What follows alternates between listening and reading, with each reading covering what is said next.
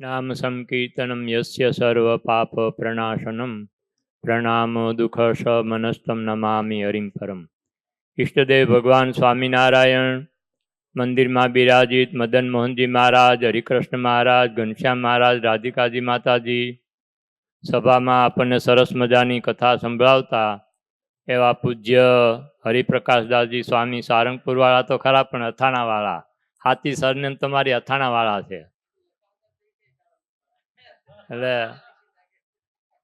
અને અથાણાવાળા સામે નામ તો કોણ નથી જાણતું. સંપ્રદાયની અંદર અથાણાવાળા સ્વામી એટલે બધા આખો સંપ્રદાય એમને જાણે.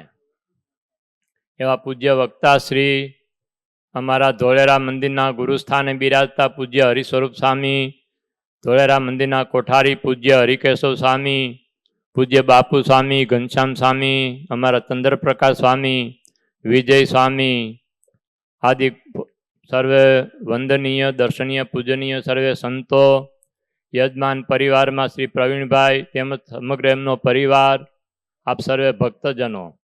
શાસ્ત્રોની અંદર સત્સંગનો મહિમા ખૂબ જ કીધો છે. ઘડી આધી મેં પુની યાદ, તુલસી સંગત સંત કી કટે કોટી અપરાધ. એક ઘડી એટલે 24 મિનિટ થાય, એની અડધી ઘડી એટલે 12 મિનિટ થાય, અને એની અડધી ઘડી એટલે 6 મિનિટ. 6 મિનિટ પણ જો કોઈ એવા સજ્જન સંતનો સંગ થઈ જાય તો આ જીવાત્માના કરોડો અપરાધ એ બધાય ભગવાન માફ કરી દે. એવો સંત સમાગમનો મહિમા છે.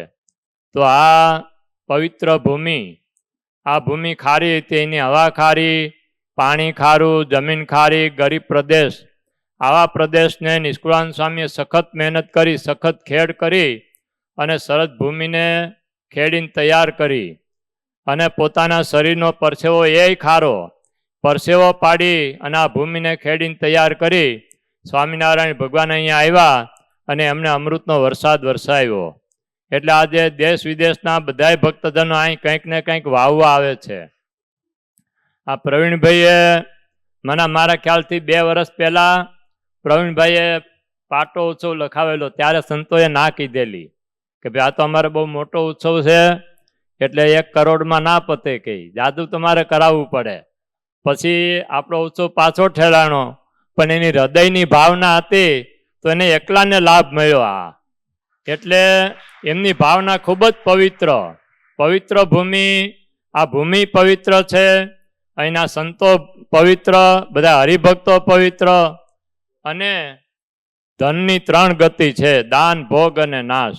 કાં તો તમે દાન કરો, ઉત્તમ પ્રકારની સંપત્તિ હોય તો તમે દાન કરો, મધ્યમ પ્રકારની સંપત્તિ હોય તો તમે ભોગ ભોગવો, અને અધમ પ્રકારની સંપત્તિ હોય કાં તો નાશ પામી જાય, કાં તો છોકરા એવા કંઈક પાકે તો તમારી બધી સંપત્તિ વેડફી નાખે. એટલે અહીંયા જે કોઈ ઘણા યજમાનો છે, જે કોઈએ જે કાંઈ સેવા કરી હોય એ બધાને ભગવાન ખૂબ સુખી રાખે, આરોગ્ય સારું રાખે, ભક્તિ અને સત્સંગમાં સેવા કરવાનું ખૂબ આપે, એવી ભગવાન મદન મોહનજી મહારાજના ચરણમાં હું ધોળેરાના તમામ સંતો વતી ભગવાનના ચરણમાં પ્રાર્થના કરું. ભગવાન તમને બધાને ખૂબ સુખી રાખે.